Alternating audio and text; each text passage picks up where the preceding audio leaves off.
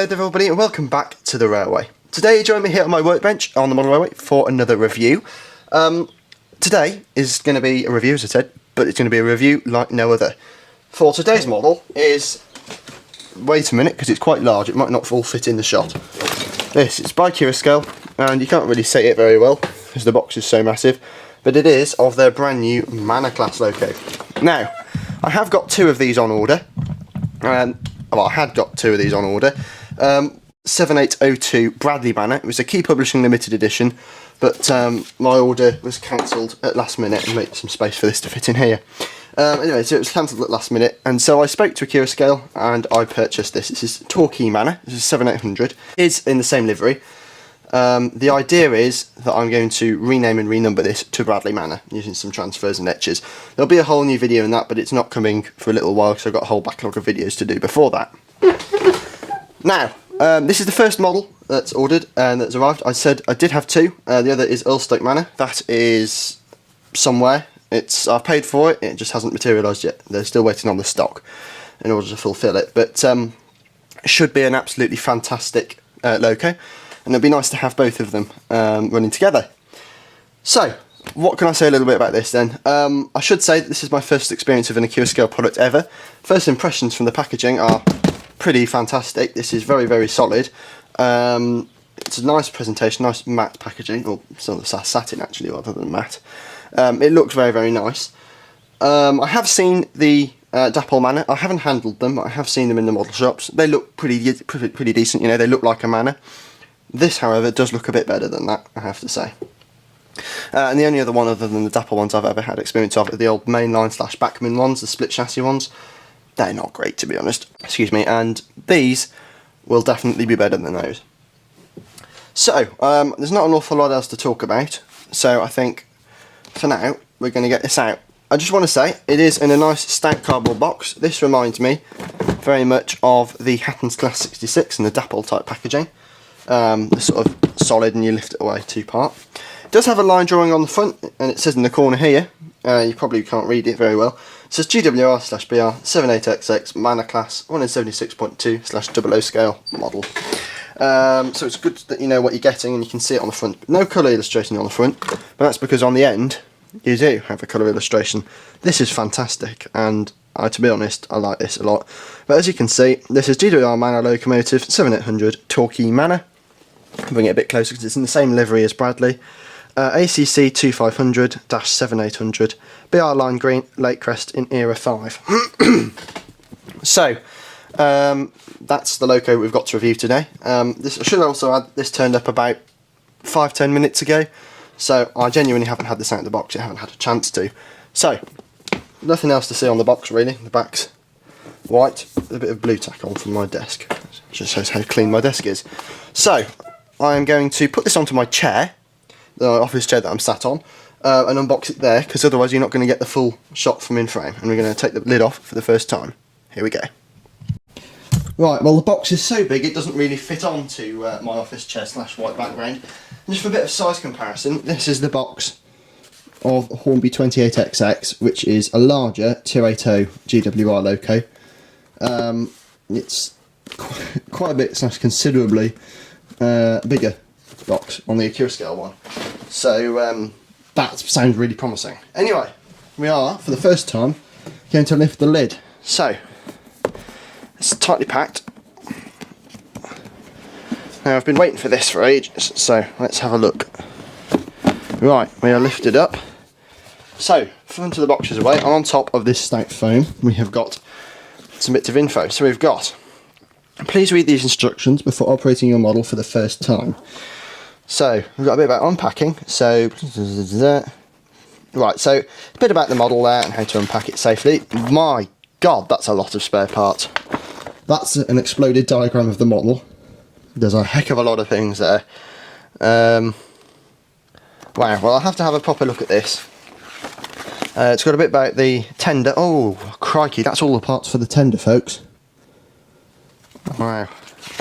And a bit about mana ranges, a bit about fitting decoders, and detail back pre-fitment. Yeah, I'll have a look at that properly in a little bit. Next, we've got a piece of green paper that says D on it.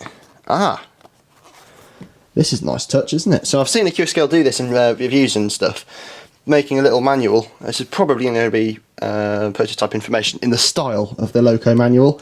So this has been produced in the style of a GWR loco manual. We've got a bit about the cylinders there. Yeah, so we've got some prototype history, some route maps. Yeah, so there's loads of prototype information. Look at these diagrams. Loads of information. So yeah, I'll have a look at that properly in a little bit. So for now, got some foam. Shall we lift the foam then, folks? I think we shall. Right, so it's quite nice and thick. Are you ready? Right, okay, so first of all, it's shrouded nicely in plastic. So I'll have a quick look at that before we go along. Have a quick look in there in a moment. Down here though, there looks to be a detail pack. Right, first detail pack, very nice. We've got some etched number plates. My camcorder's not really showing them because it's useless at focusing. Anyway, yeah, we do have some etched number plates. These say 7800, and they're lined as well, so that's rather nice. And then this other detail pack we have got. Well, let's have a look. What have we got? We've got some couplers, one of these overhead wire things, some filler caps I think, and some headboards. So that's a very, very nice inclusion. You can't really see them very well, but I'll have to consult the manual on what those on how to fit them. But yes, very, very, very nice inclusion there. So the loco, it's in here. Right, shall we get it out? I think we shall. So it's very tightly packed. My God, that's a big ice block. Look at the size of that. Now, I have never ever seen such a big ice block before. So, especially for a double O gauge loco. So, I think we should get this out then. Take the sleeve off. And just have a quick feel of how the weight is doing. It seems pretty heavy. So that's always a good sign. From what I've heard, these things are incredibly heavy. Anyway, let's lift this packaging up. Right, so it is in plastic, as I said. So we see what the finish is like. Oh, wow. Okay. So, first impressions then are very, very positive. The shade of green used here looks absolutely superb. Yes, very, very good. Right, let's get this model out and see how it feels. So, wow, my Christ, that's heavy. So, an Accurascale Manor loco in the flesh. This is remarkably heavy. And the finish on it looks really good as well. I like this matte paint on the smoke box. That looks very realistic. A lot of die cast I can feel straight away on here. But yeah, I'm going to go have a look at this on the white background. But before I do that, I'm going to go away read the manual, and then we'll see what it looks like up close and personal. I think this is going to be one heck of a loco, folks. Looks it, certainly. So here we are then. Up on the white background, up close and personal, is the Accurascale Manor. Now I just want to be really clear here. What you are looking at is a model of which the fidelity, competence and detail is absolutely unparalleled in the modelling universe. It is a truly superb locomotive. Now just some of the highlights, and the one that will probably stand out most to you is this, which is the matte paint on the smoke box. If you compare it to a lot of locomotives, especially from other manufacturers in the industry, this smoke box area on them doesn't look great. It doesn't look awfully realistic because they use the same coloured and same finished paint on there as you would on the rest of the model, especially in a black loco. But in real life, this area here is always matte. I've never seen it shiny. There might be an exception of being the Flying Scotsman. I can't really remember off the top of my head, but for the most part, especially on Western locos, the smoke box area is always matte black, and here it's replicated faithfully. And something else to highlight above it is, of course, this copper chimney. The copper chimney looks absolutely superb. There's only one other loco I've got in my collection with a copper chimney, a real copper chimney I should say, that being the Bachmann Great Western 56XX, which I'm just going to show you now, and for a bit of a comparison really in terms of the chimney. So in the front of the shot here is the Bachmann Class 56XX. This is a Great Western loco. It's in a different livery, but as you can see, this really echoes my point about what I was saying earlier about the matte paint on the smoke box. Here it's this sort of satin, and it looks alright, it looks nice, but it doesn't look as realistic and as pleasing to the eye as that does. Now here's this Bachmann's copper chimney. This is a sort of very goldy compa, sorry. And over there, as you can see on the Accurascale one, the chimney is this sort of more rosy colour, rose gold. I think that looks much, much better. It looks absolutely fantastic. But there's one thing that stands out particularly on this model, and that is, of course, the number of separately fitted components. Now, the first thing that'll hit you, obviously, is this nice long handrail along the length of the body and the boiler. That is separately fitted. It feels like metal as well because it's nice and sturdy. Something else that'll hit you, of course, is all these components on the smoke box. All of this is separately fitted, including the chimney, and there's not too much glue, there's no huge marks around them, and they just look as if they're meant to be there. It looks absolutely incredible. Something else that will also hit you as you look across the model is the plethora of rivets all along the running board. They look absolutely superb, and they continue even through to the tender. The finish on these looks fantastic, and they just look real. They don't look oversized, they look perfectly scaled and as if they're meant to be there. It looks fantastic. Something else worthy to note is, of course, this extremely precise lining on the banding of the boiler. There is absolutely no distortion in that, and it looks superb as a result. Furthermore, this boiler is almost entirely die-cast, including the smoke box area. This is a feature you don't see in most models nowadays, and it's absolutely incredible to have it. It adds a huge amount of weight to the model, and I think it has benefited as a result. Furthermore, this safety valve bonnet is a separately fitted piece, I think. This also appears to be die-cast, and the finish on it is absolutely incredible. It's got this real nice shiny finish, even if I don't think it is the actual brass. Furthermore, on the running plate here are these lined Torquay Manor nameplates. These look absolutely superb. I think they might be etched, though I'm not sure. Additionally, between the frames, there appears to be a representation of the red valve gear. I can't really get a great shot of this because my camcorder won't focus, however you can just see it under the boiler barrelling there. It looks absolutely superb. It looks very, very real. Furthermore, up here on the top of the smoke box, we have got these nice separately fitted whistles.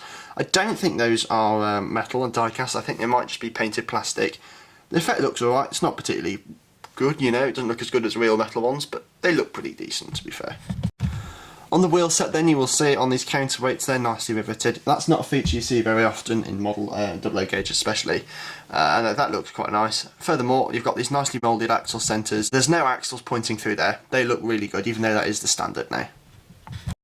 On the front of the loco here, you will see that it is absolutely peppered with rivets. We do have a nice separately fitted, what appears to be a metal vacuum pipe. We do have also nice metal sprung buffers. They're not sprung particularly lightly though, they do require a large amount of force to spring them. But generally I would say this front end is very, very high quality. We also have a nice hole where you can fit the screw link couplings, which are included in the detail pack. On top of this, on the smoke box door, we've got this nice separately fitted dart. The nameplate there, sorry, the number plate there is 7800 Torquay Manor. That's nicely printed. Additionally, the 89D shed code plate looks absolutely superb, as does this little separately fitted tap on the side of the boiler. On the other side of the model then, we've got more of the same rivets and banding. Same with the Torquay nameplate, that looks superb. And at the back by the smoke box, we've got this nice separately fitted metal reversing rod. By the cab area then, we do have these nice steps with riveting all over them. I think those might be part of the running board, though I'm not sure. Either way, they do look absolutely superb. Just above them we've got the 7800 nameplate. I think that is printed on there. However, it does look absolutely fine, and obviously in the bag you have got the etched one if you want. Above that is of course the route code D, which looks nice and very clearly and very crisply printed too.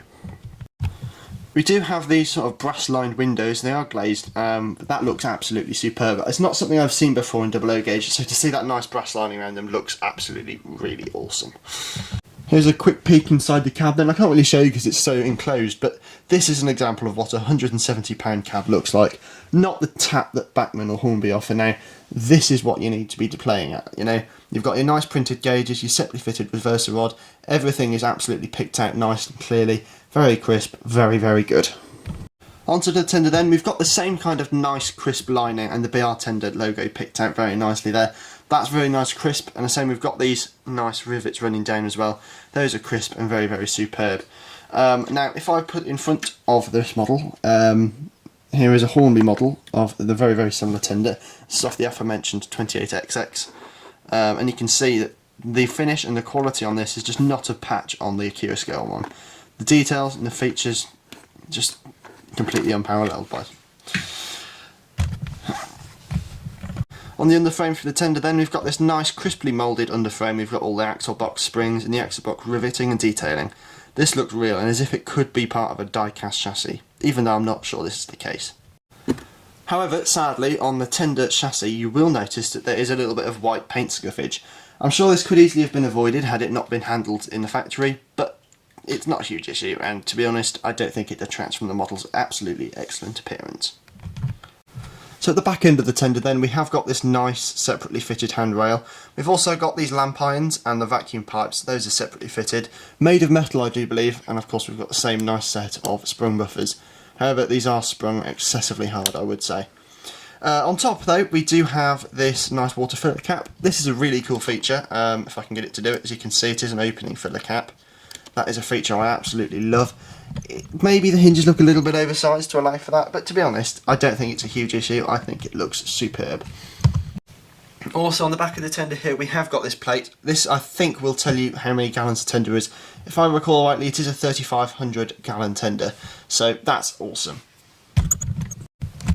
At the back down here we do have a NEM tension lock coupling. This is kinematic, nicely pivoted. There's no stickage there, maybe a little bit there, but this shouldn't cause a huge issue, especially if it's hauling something. I think that coupling is a very nice, smooth design. I think it'll work fine.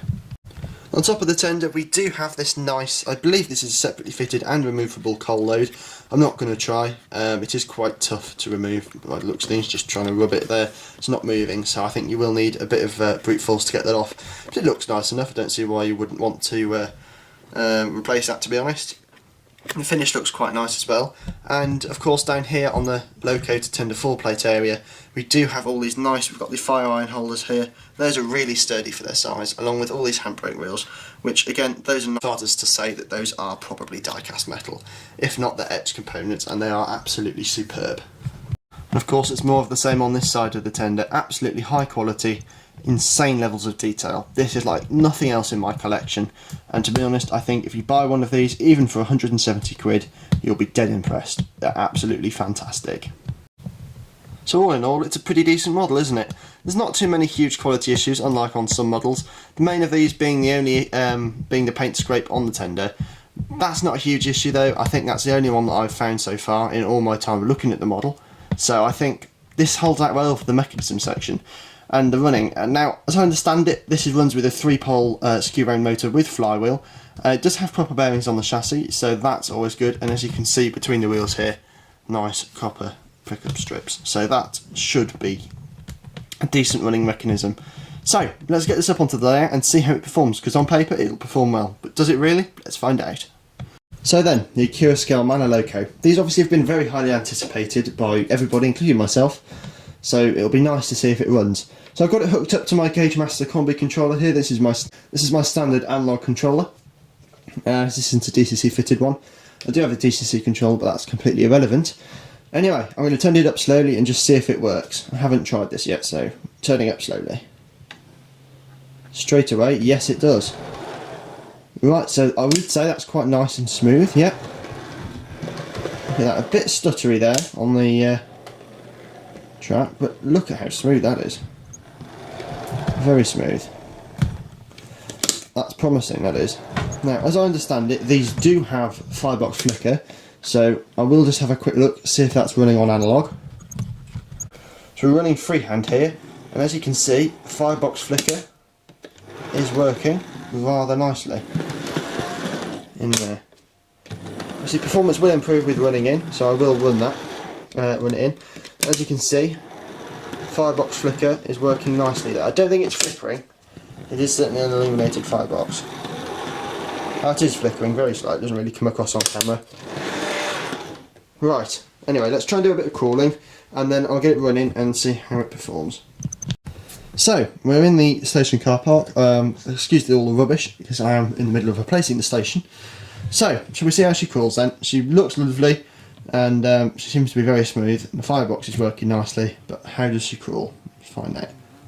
Turning up very slowly. Oh wow.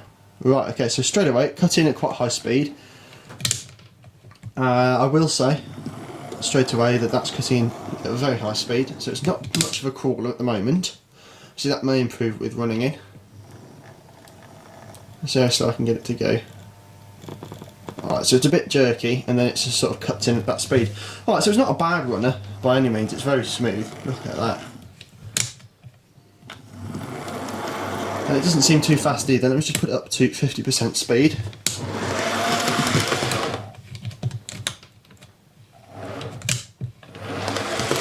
So it doesn't seem too fast either, especially for the Manors.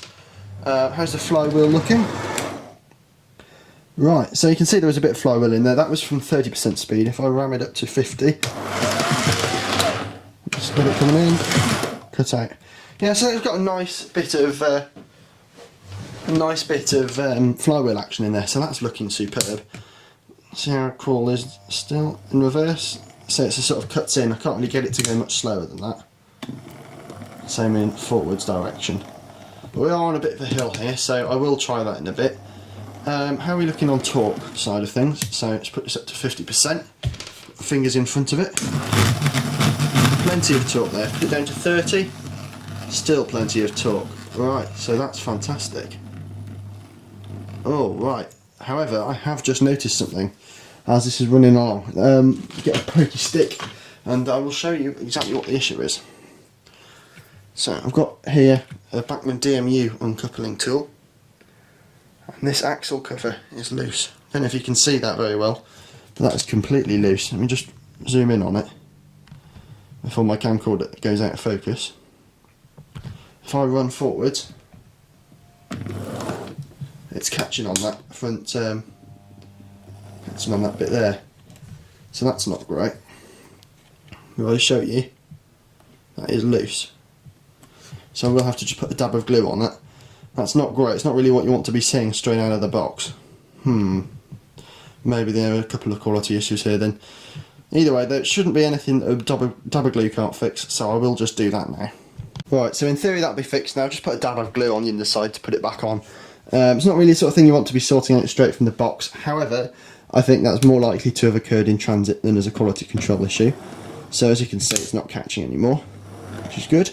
Anyway, I'm going to get her running around the layout, running in, and we'll see how she performs once she's finished with that.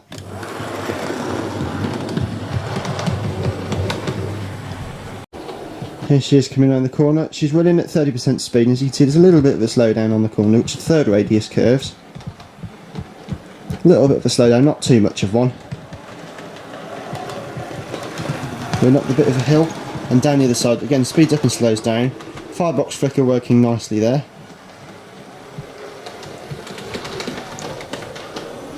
Slow down again a little tiny bit on the corner, but not too much. I think that will improve with running in.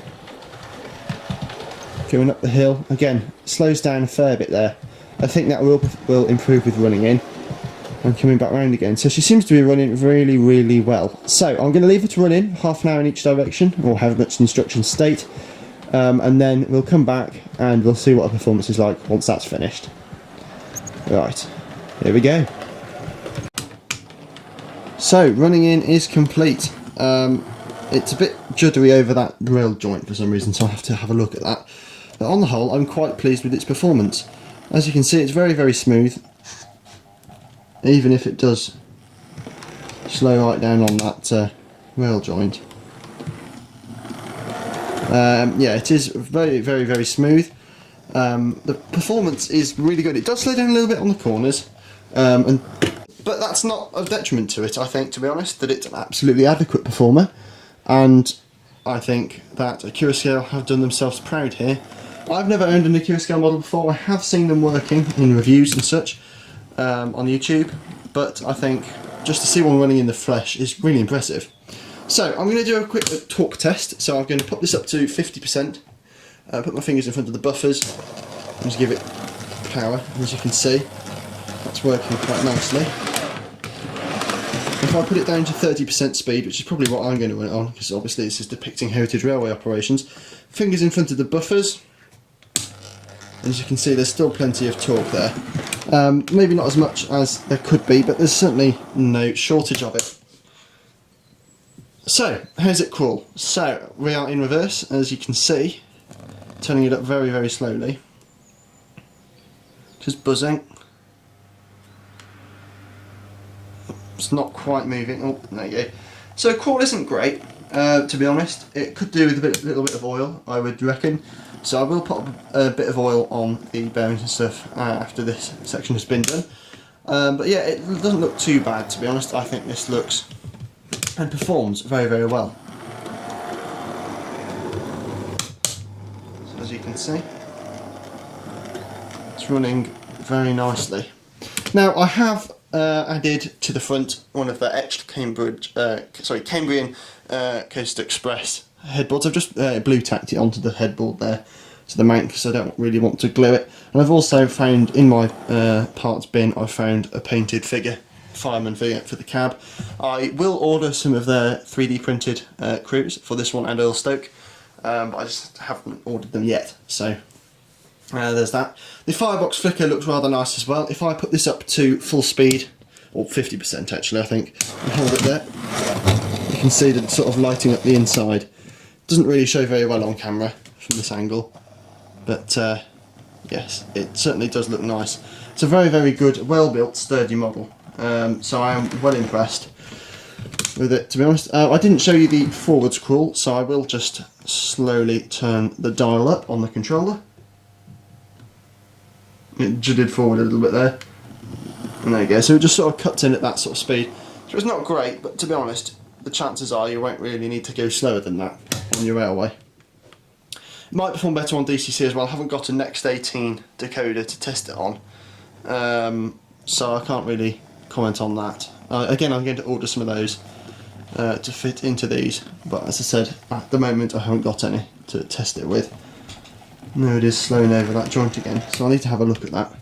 Anyway, I'm going to couple this up to some coaches and we can have a bit of a running session, I reckon. So, let's go. Right then, so in the sidings over here are a couple of chocolate and cream Mark 1 coaches. So I'm going to get a couple of those, obviously they're appropriate for the era, Western Region BR Lake Crest. They are on the second radius curve, so we will see how that affects the performance. So instead of going slowly, so this is at 20% speed on my controller, slow right down over that joint for some reason, I'm not sure why. Onto the second radius, a bit juddery, a couple of clicky, but it did go round. Going on to second radius there, slowing right down. Anyway, I'm going to slow it down now, see if I can couple up nice and slow. Which I can, very nice. Let's see if the couplings have worked. Which they have, so that's an Accurascale to Bachmann coupling there. Very nice. Let's bring her out. Over the turnout again, so that didn't run too badly over that time. I did slow down a little tiny bit on that joint here, but other than that, it seems to be performing absolutely fine. So, I'm going to get put up to about 35% speed, see how that looks, and get on a bit of a running session, I reckon. Yeah, 35 looks alright, doesn't it? And there's the firebox glow inside, lighting up that rubbish figure rather nicely.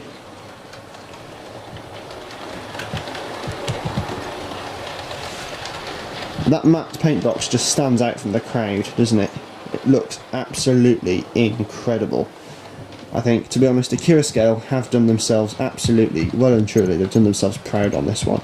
And this just makes me, you know, it just makes me super excited for their J69s, you know. I haven't ordered one of those yet, I do need to get around to doing that, but they should be absolutely incredible, if this is anything to go by. Right, it's just super smooth, and in fact, I don't think this is slowing down, really. He says, and it slows down. So I was going to say, I don't think it slows down really with the load on it. But it is slightly, and as I said before, I will put some oil on the various lubrication points as outlined in the instruction booklet in a bit, see if that makes any difference. But this, I think, is an absolutely amazing model. It's probably one of my favourites, if not my favourite. Previously that was held by my Hornby Merchant Navy class, the streamlined version. Sorry, the air smooth version, I should say. But this has now taken the lead, I think, because it's just incredible. I'm well pleased with that. Of course, it looks the part with the chocolate and cream coaches as well, doesn't it? Has slowed down a bit there, actually, on that corner. But other than the slight slowdown on the curves, the performance, and obviously the slightly lacklustre call, but the performance there is absolutely incredible. It's well worth £170 or £169.99 that I paid for it. Insane.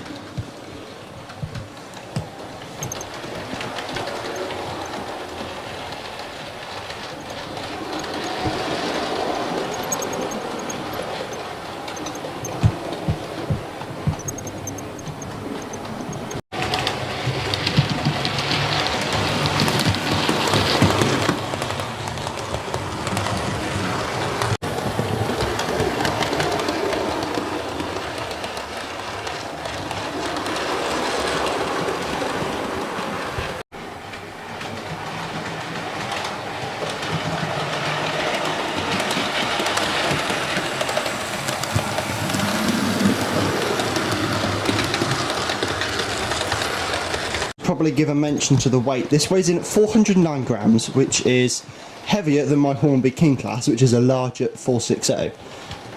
So it really is an absolutely insane loco in terms of weight. It is still lighter than my Hornby Merchant Navy though, but regardless, still an absolutely insane weight for a loco of this size. Very, very impressive Accurascale. Well done.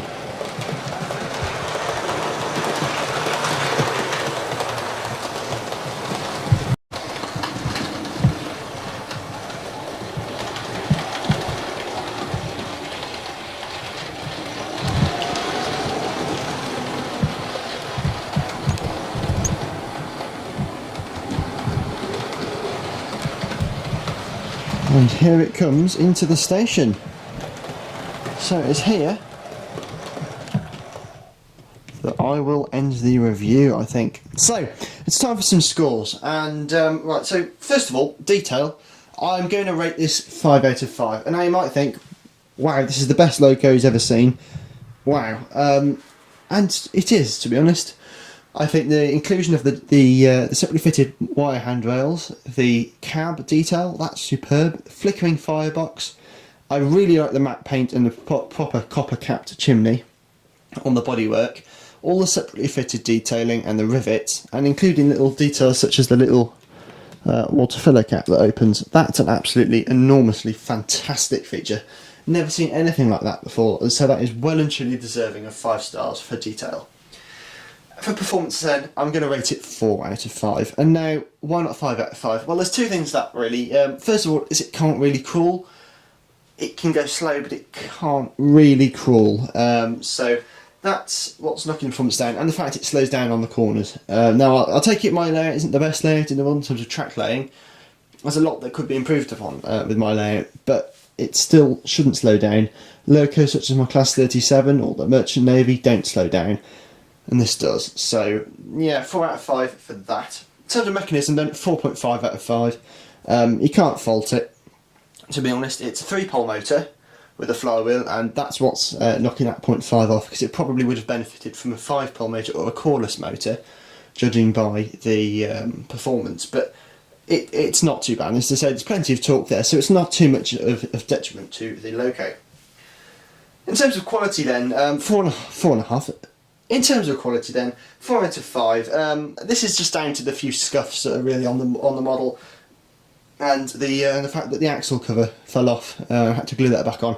It's not really what you'd be wanting from a brand new loco straight out of the box, but it's not too much of an issue. So for that, as I said, it gets 4 out of 5. In terms of value then, 4.5 out of 5. And that's just down to the fact really, it's 170 quid, which is a lot of money, and for that you do get £170 worth of loco. But what you don't get is crew. I think they're priced at about £7, I think it is, for a pack of 2 3D printed crew. Might even be more than that. So, you know, it'd been nice if they had included some crew, as I know Hornby are now including it with their locos, the 9F and the P2 for example. And even just the unpainted NAF figures that they include with the railroad locos would have been nice. Something just to put in the cab. So I have had to resort to using a figure out with scrap box. But, you know, anyway. And that comes in overall with 8.8 out of 10 as its average score, 88%. This is an absolutely fantastic locomotive. Now I'm going to pause the review right here. Now, whilst this review score is still true in terms of detail and mechanism, in terms of performance, I have to say I'm going to downrate it a bit. Since this review was filmed, the locomotive has been returned to Accurascale. This is just down to its poor performance. I don't have a video to demonstrate this sadly, but it was really slowing down on curves and the crawl was hopeless. I tried putting 3 coaches behind it and it couldn't cope with that or in curves. It slowed right down to a proper crawl and I'm not satisfied with that. So I've spoken to Accurascale and I've sent it back, hopefully for an exchange. I'll let you know how that happens. Anyway, on with the review. And if you want a manor, I would go with this one over any of the alternatives, to be honest. It's a superb loco, and buying it you will not be disappointed. It is truly, truly fantastic. And so, yeah, if you have any questions about the manor, don't forget to pop them down in the comments. As always, if you have enjoyed, don't forget to leave a like, comment down below, as I said, share and subscribe. Thank you for watching the video, and I'll see you very, very soon. Until next time though, bye for now.